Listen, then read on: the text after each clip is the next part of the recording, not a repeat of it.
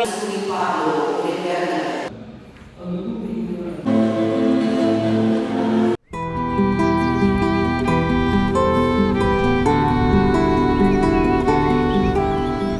world that often speaks, some communicate in silence. In Dumaguete, the deaf community is not defined by what they can't hear, but by what they give. They serve, they worship, and they live their faith without a word. Often overlooked, they exist in the margins of a society built for sound. But in those spaces, they've created a world of their own, rich in language, culture, and connection. This documentary isn't about their silence, it's about their strength, their purpose, and the way they connect through actions, not words. We take you into their lives to see what it means to communicate beyond voice. Because communication is more than just speaking. It's about presence, faith, and belonging.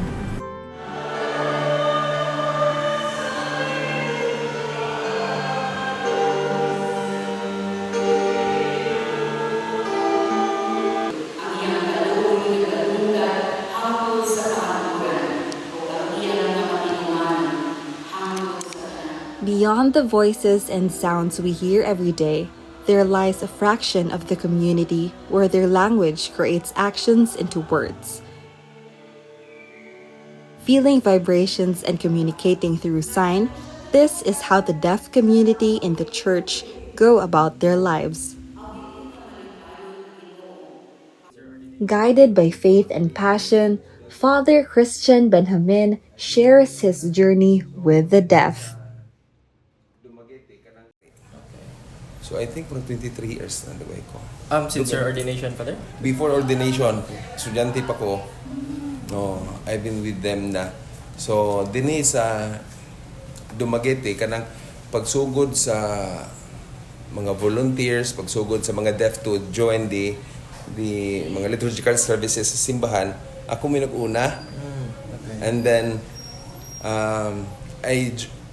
after my seminary years sa St. Joseph for 5 years, nigawas ko St. Joseph. Okay. And then nisulod ko og congregation sa mga mission for the deaf. Para tong madre inyo nakitaan, she's a missionary for the deaf. Kami mo'y kabatch ana sa una. So I studied dito kog sa Cebu, pero na-kick out ko after 3 years. Sa asa ni Father? Asa ni Sa Cebu, pero Italy na siya nga congregation. So more siya religious congregation. So di balik kog Dumaguete. Pero nagsugod ako sa deaf ato. Before I entered the congregation for the deaf, naanak ko sa mga deaf. Nag-meet ako nila, pero dili pa formalize ang deaf ministry at that time. Okay. So anyway, to make the long story short, nagkuyog lagi jud nila. So how come nga nagkanay mga volunteers? Because it started with friends. So gasugod ko sa mga deaf, and then we're planning to have a camp. It was, I think, October. Dumaguete, o mag-camp me. Ako'y kauban, kinsay mo kuyog na ako. So I have 2 good friends, mga childhood friends na ako. Hilig isang outdoor, hilig isang camping-camping on their own. So I asked their advice if they could help me. Sila mo facilitate sa camp. So balin nilang prepare silang camp. Ana, wala sa kabalo deaf day ang participants. Okay. So pag abot na sa area, giinap ko lang nga buang maduway ka, magunsa man mi ani.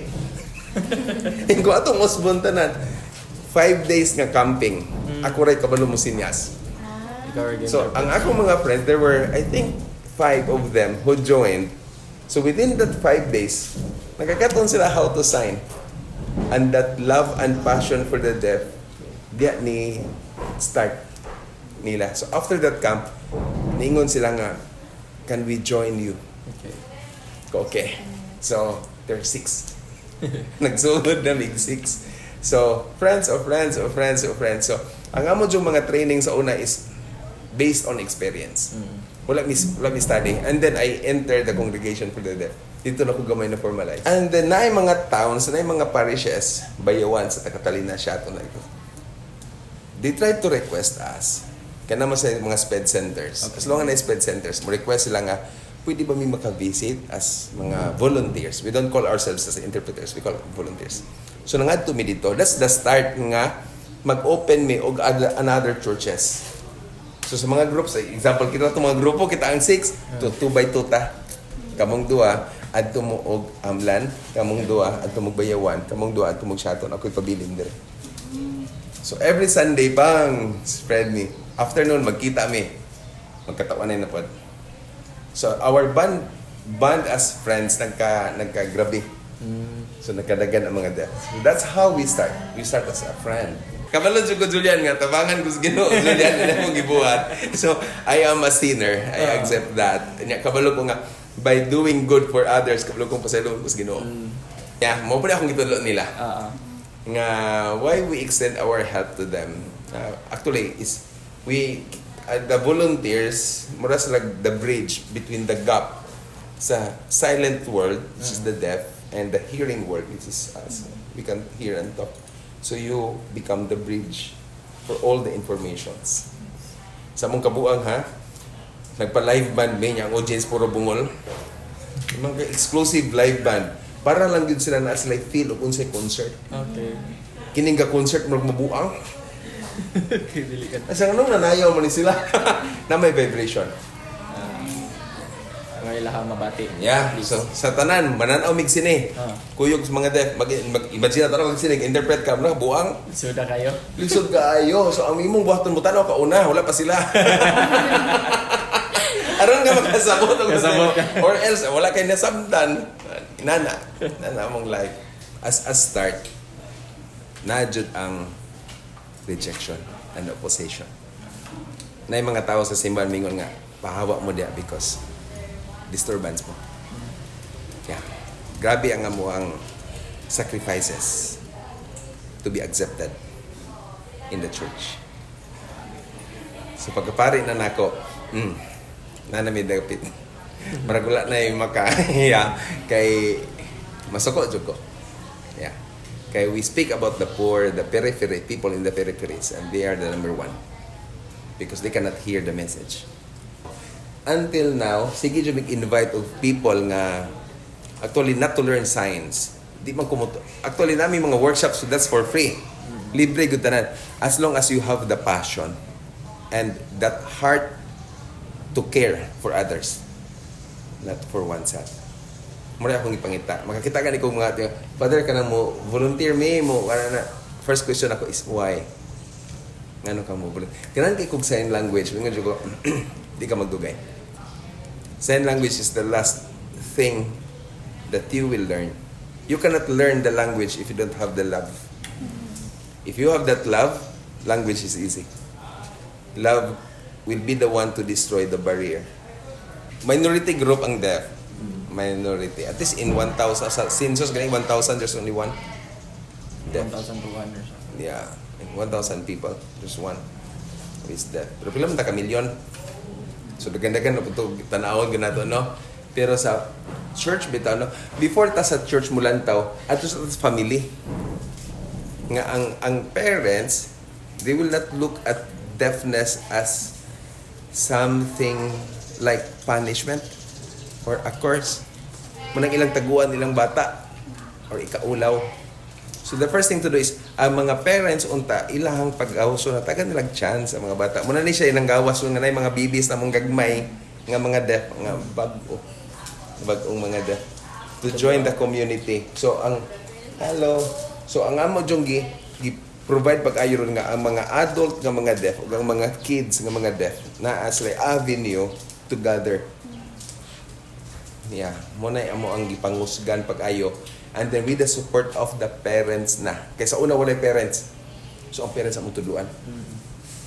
Kay they can communicate here. Pag ulit sa balay walay communication. So kinahanglan ang communication from church to the family, from family to the church. Yeah. So at least na po yung mga volunteers na, pero ang mga volunteers yung wala na may high school. So una dagan kay mga high school. Mga gulang na po. Mga gulang man sila. So, unya niabot po tong time. There was also a time nga na-assign magugog mga mission areas. So di ko kauli dire. Okay. Unya ang mga volunteers dire mingon mo sila nga dili gyud mi mo workshop ug wala ko. Ano di sa mo workshop kay ako may ilang pa workshop pon. Mga gayan mo kitag ulo. So mo workshop lagi. So inana ra gyud na mo ang pattern. So in terms of formality sa organization, maraming volunteers sa gabi. At the end of the day, they are the boss. I'm just a servant. At the end of the day, I would say myself, am I faithful to them? Yeah. So I live my life as a servant to the deaf. So always for the deaf. So ako mga pamilya, kabalo, when my papa and mama died, passed away, ako rin nabilin sa balay. Kaya ako mga igsuon, to sa lagyo. Nya, pari man ko, so di ko puyo sa balay. So ang balay, ipapuyo na ako ang mga deaf. Katong mga eskwela din nga taga-lagyo. So, eskwela sa college, eskwela sa high school, nasa sa mga balay ko po yun. So every time I talk sa balay, I keep on signing. I cannot live without them. The language, the beauty of language, there's, sign is a language. Nindot ka siya nga, language, actually nindot siya. Magka-fascinate kayo siya. At the same time, kanang makapamature sa imong spirito. Yeah, labi na good kay. At the start, kinama sa una, akong ang mga volunteers sa una, most of them, I think 95% from broken families. Okay? It is in the deaf community that you can feel that you are being loved. Makikis lang palangga. Yeah. Bisa balag labad sa ulo ko, no? Kasi sa puton po ka na, magdana sa puton ka. Pero, yeah. Kabalo ka na kay family. With not a lot of people knowing how to understand and communicate with the deaf, Mary Joy Torres, a volunteer at the Kahupayan Center, shares her experience as an advocate for the deaf. My name is Mary Joy Torres. Akong trabaho kay teacher ko. And then I am a volunteer here in David. David meaning Diocesan Association volunteer for deaf. Sign language for me is like a gift from the Lord. Actually, it's not nakaton ko tungod sa pagkuyog nako nila. So I learned sign language being with them, and then communication, kuyog sila, hantod nakaton gid ko og sign language. Pero it's a slow process for you to learn the sign language. Kaya di siya lalim na makaton kag sign language. And then being with deaf is kanang dili ka makakaton dayon sa ilahang way and culture. So for me, it's a slow process, but through the grace of Jesus, nakaton gud ko sa sign language. I've been almost 9 years being with them. So actually, wala po jud ko nila na ako sa mga Franciscan nga mga madre nagkuyog before. And then such time nga nakakuyog ko nila since gaskwela pa ko, o padulong first year college na ko. Until now, almost 9 years na good mo, 9 years. During one night time na nako nila nagkuyog, and wala sa kubot. So one time I saw them nga lisod kay sila, lisod kaayo di ay sila makakuha og information, makaistorya or maka-express sa ilahang feeling. So during that time nakaingon ko nga ganahan ko nga mo tabang nila, especially ganahan ko nga naay someone nila nga maka-express sila sa ilang feelings, maka-express sila sa ilang thoughts and ideas. So, why not ako siyang gamiton to help them and to advocate about the deaf community and to let other people know nga they should be heard by the people, not only sa ilang community but sa tibuok nga they can and they have their thoughts and ideas also. But that time, nag-struggle ko sa ang advocacy. But through the grace of Jesus, He give compassion, deep compassion sa ang kasing-kasing. Kinahanglan ka sa mga deaf, kinahanglan ka sa mga deaf. So that time, I continue my advocacy about the deaf community, serving them in the church, not only sa church, but in also sa school. I want them to follow together with I want them to be not behind sa community and also to lift up them and empower them sa community.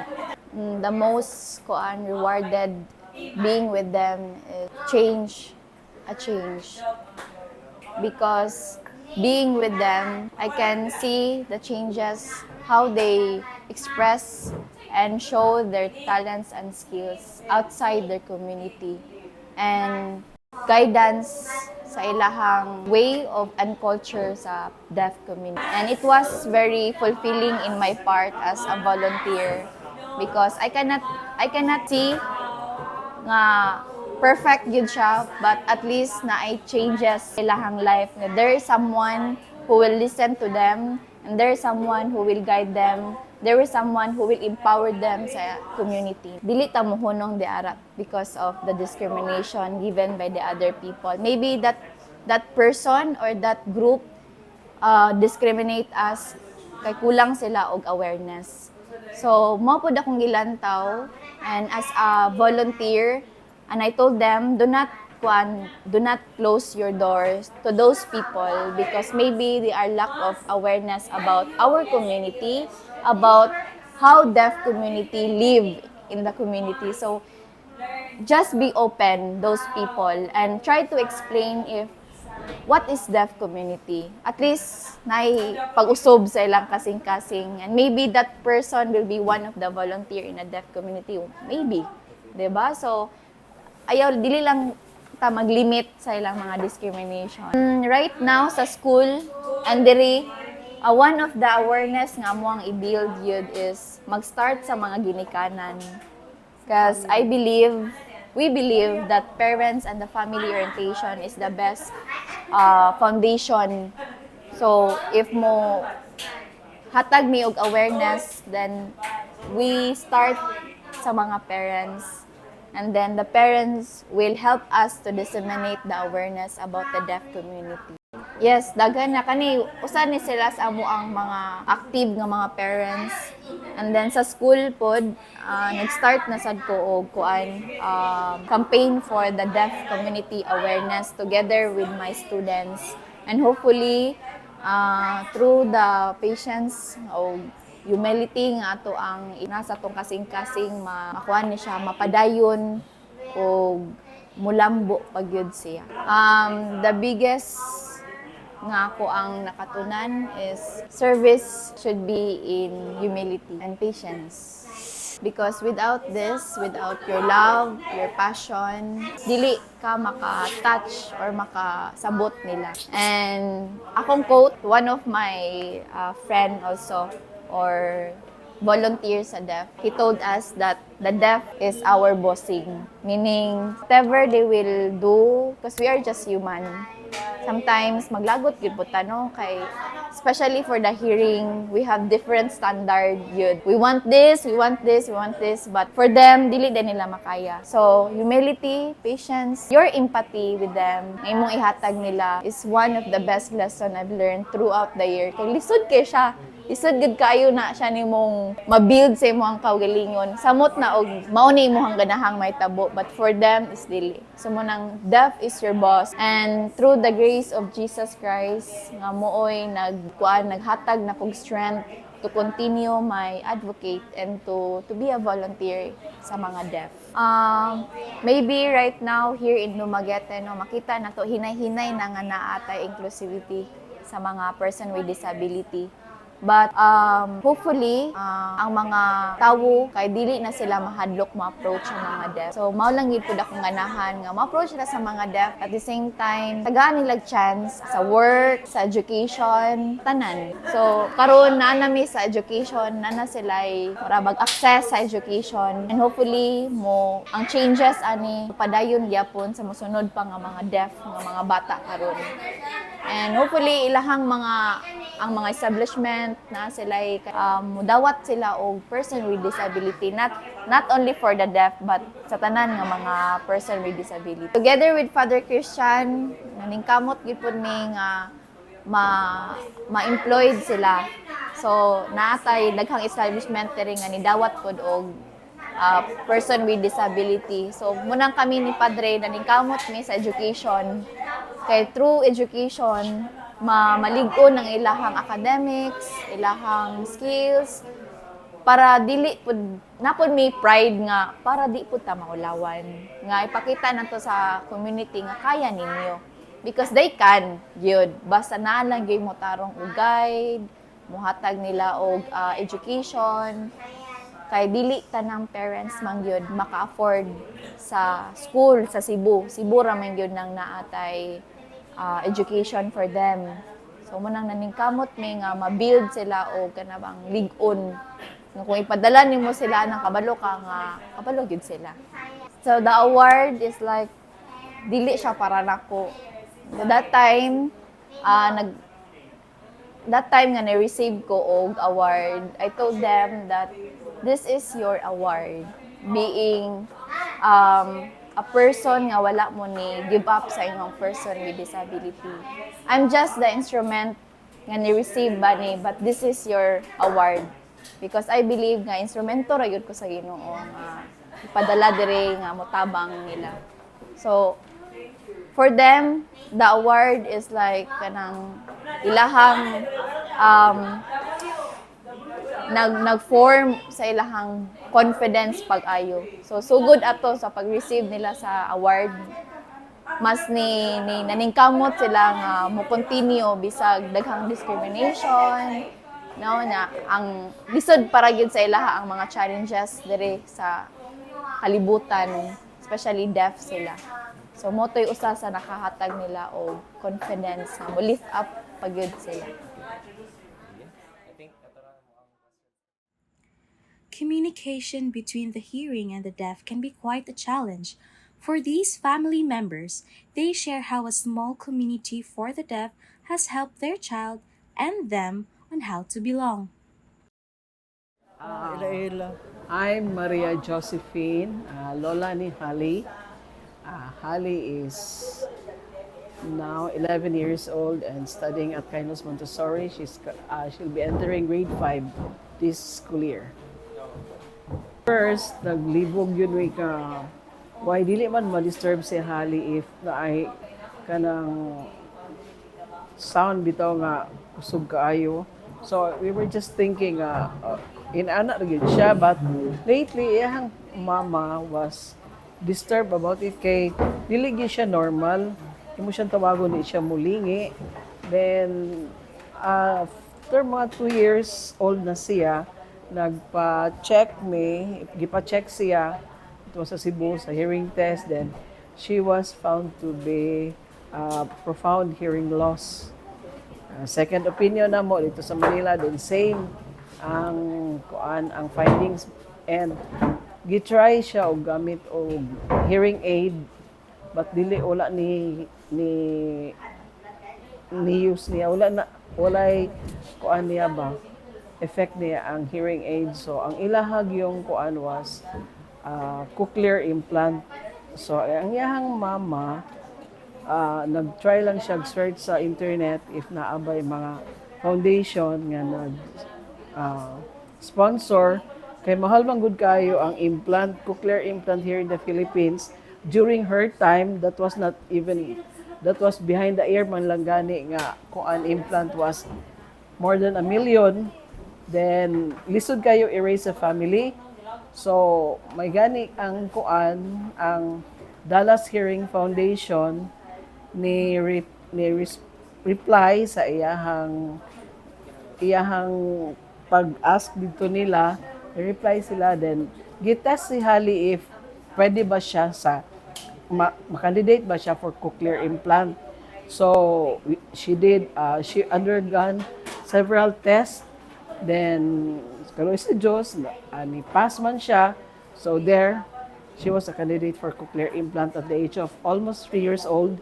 Then they went to Dallas, Texas, and there dito gi-undergo ang iyang cochlear implant. So pag uli and after sa iyang implant, after a week, siguro mga a week, it was switch on. Then there nag-start po siya og speech therapy. There. Then from there, nag-therapy na siya, and we found out that therapy itself dili gyud mo do niya. So ang therapist dito sa Texas ni og speech and sign, and after that dito siya naka-start og talk, speech and sign, and until now 2 weeks old baby pa na siya. ihatag lang na siya, dili na akong kuan. Wala ko kabalo sa history niya sa iyang pagkakuan ba. Then sickly ka, ayaw, sige niya atong hospital, ana, admit. Dayon, sa the age of 6 years old, gusto ko niya mong eskwela. Di ko siya kuan, gipakuan ako siya, gipa-enroll ako sa ABC. Di man jud siya ka kuan, gi-interview siya, dili man jud siya ka kuan, mama ra may kuan. Mutong advisean ko sa West. Diya siya sa West Central, diya na to nagkuan niya. Sige na ako, kan ko worried ko kay niya mo nang ako siya ikuan sa doktor kung pwede pa ba jud siya makadungog. Di man jud, totally deaf man siya. Na siya hearing aid, nakapalit ko hearing aid, useless ra, gatagan ko sa kung iyaan, useless ra gyapon. Di man jud siya niya. Mutong nag-idan siya 1 year, operated po ng mata, ano. May difference ang mata, ano, sa right eye. May bigi pa, bata ka balo di, sa parents, anak wa. Yung advisean ko ni Father Christian na at the age of 10 years old, magpunod, kinanon siyang laser. Niya kay, ningo mas Father, ayaw nalaman kay masamot o kakuan ang bata. Enroll na siya sa West, sign language, antik karon, sign language, wala do'y kuan. Wala siya kagamit yung hearing aid, sakit man po na. Wala po na-implant kayo, wala po tayo. No, wala. 2 weeks old baby pag nakatabang siya in the sense nga, maka-communicate man sila well, especially for Hali kay need man niya ang sign so as to talk, kay speech and sign man siya. Kay if naa siya laing, na siya sign nga mahibalan, she knows how to talk about, on the word regarding sa sign. So, related kaayo ba? So, dako kayong katabang din. Napod siya mga friends diri nga maka-communicate well, good po siya. Aside na mo nga family, na siya friends diri nga maka-communicate siya. There. Ka-help good kaayo. Maka-kuha din Noel. Nakatabang. Nakatabang siya diri? Kasi nakatabang. Sa community. Kani nga community nakatabang ba ni Noel? Nakatabang niya kaayo kay. Dako kaayo. Dako kay siya tabang sa community kay guys, trabaho mo ko sa una na siya. Ako rin siyang gikuan ni Father Christian. Sige na siyang dalaon. Hantod nga, murag, kuha na kayo siya ba? Pwede na siya leadership. Hantod nga, sa asa, pwede na rin muna siya kuan. Mabiyaan. Mabiyaan. Itong una maglisod ko, pero karo mura nang kuan ko. Pwede na. Pwede na mo nang, ako lang pong giampo sa Ginoo nga maayos ako. Kuan. Kinabuhi nga ako siya imutang. Natarong kabalo na siya. Actually, kabalo may mo sign regard on the way to communicate with them lang. Daw may yung pang family bitaw nga way of sign. Naalang na namo between us. Pero diri naka-learn pod me how to communicate with other proper sign. Diri naka-learn pod me ana. Ay mo na naka-help gid kayo ang amo ang dili ko kabalo kayo sign language. Wa jud kay sa trabaho pa ko, dili jud ko kalugar niya og kuan kay pa-eskwelahan o karon nang na-retire ko na ari-ari ko arang-arang na kun siya mismo mutan-aw ra siya nako, makasabot na siya nako through sa kuan deep word. Og dili gani magsulatan na mi. May man po way of communication. Through communication. Sa cellphone, communicate siya, anak. Pero sa sign language, gamay radyo ako ng tubuhan. Kung ako, if na ay mga parents or families nga na sila mga deaf na children, maayo yun nga, ilang i-appeal of community nga like this. Bitaw kay, kami mismo sa family, dili man yun may perfect about communication with the deaf. Diri kay, ma-teach man the kid and the parent, ma-teach man yun diri, ma-educate ba. So, mas maayo kung naami diri kay maka-communicate me well. O proper communication man gyud ang naa diri. Kay ang sign diri is ma-understand gyud sa tanan. Dinhi makakuan jud mi ano kay sa gawas sa balay na mo dili man jud mi magstoryahanay ba kay lahi ra ba deaf ug kanang hearing maglisod ta. Mo nang dinhi arang-arang diri kay mura bag mausan niya mura tag ma-encourage po nila nga kuan man dai ni sila ano. Ang government alone is Walay only po ang support. kayo. Pero arang-arang na ron i-compare sa una, karon arang-arang na kay naa naman joy mga teacher bitaw nga kuan mag-volunteer ana nga mura na gud og nakakuan katabang-tabang na jud nga pareha na organization nga ni ana ba. Say, last na ako mensahe para sa mga walang tawanin po ko. Sige message to Ako maako ko ang jugo ka nang thankful gyud ko kay sa mga unsa ni kay mga volunteers.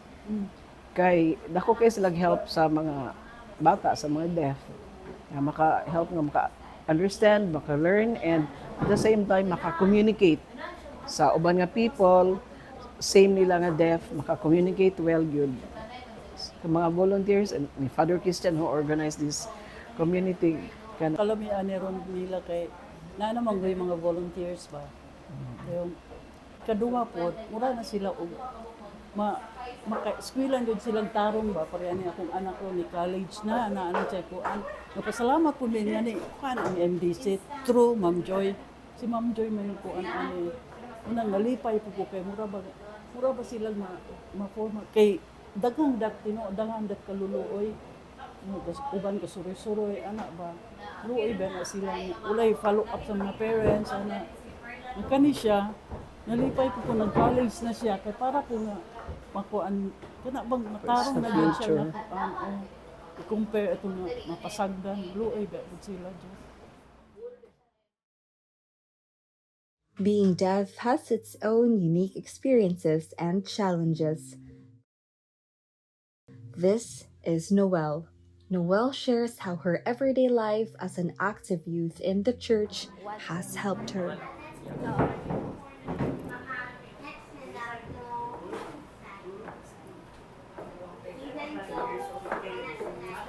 My name is Noelle Canas. Okay, so I am with Father Christian since bata pa siya. When gani ka nag-start? Age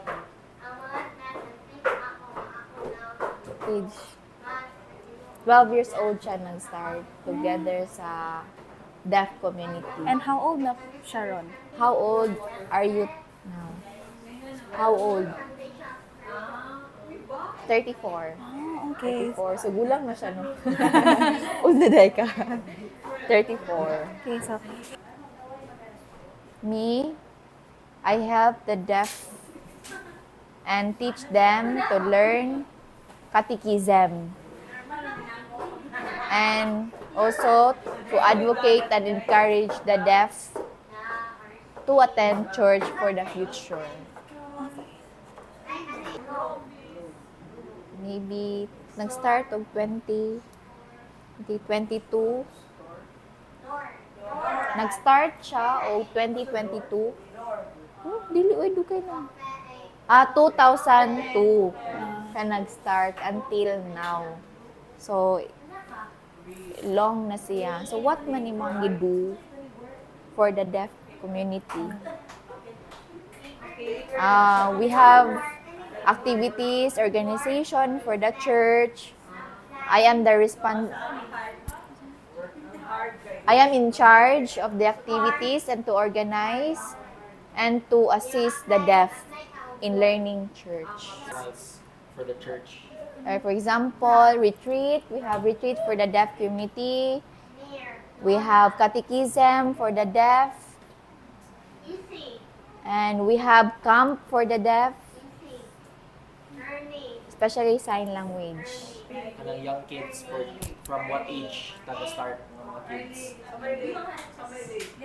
So, So, what age ang young? 4 years old, no? 4 years old. Youngest. Youngest na mo karon is 4 years old. So, Noelle also in charge for teaching in catechism.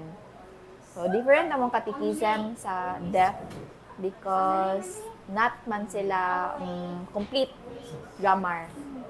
So, munang mag-storyanay mi no, magmurag putol-putol ang mo ang way because that is the way of communication sa deaf sa English. as if you birth from... Yes. Na siya ay 2 disability, right? 2 disabilities si Noel. Deafness and muhang eye. On can't see yung right or right side sa yang eye. So dual disability si Noel. Only when a deaf, different, and hearing, sometimes we cannot understand each other. But we can have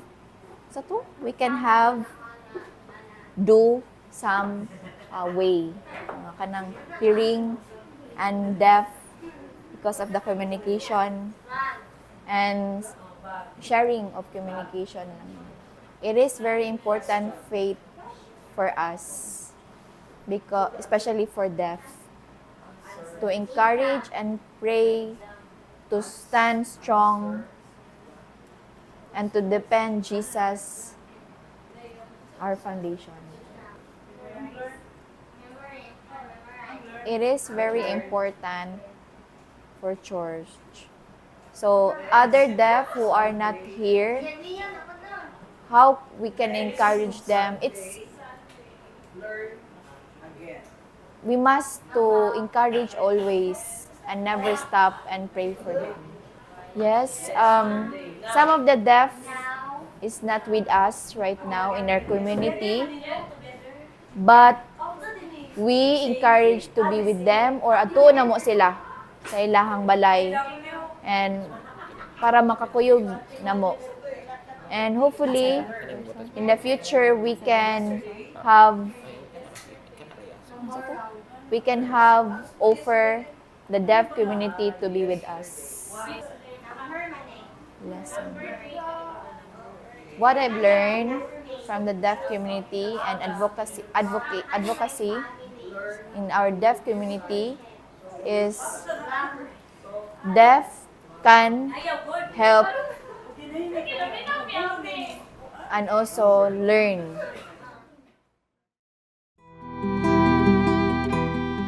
In every gesture, in every sign, the deaf shows us that faith does not need sound to be heard. True service means building bridges until no one is left out of the conversation. And ministry is not confined to words, but expands with love, patience, and presence. The deaf need not be translated. They are to be understood. They live, they feel, and they believe, just like we do. And they don't live in silence. They live in a language of movement, of meaning, and of deep connection.